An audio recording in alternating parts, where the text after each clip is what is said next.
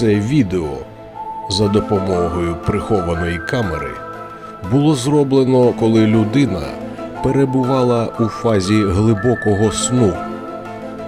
Ми чітко бачимо істоту, яка виповзає з-під підборіддя людини. Поки що вчені не можуть чітко сказати, кого саме ми бачимо на цьому відео.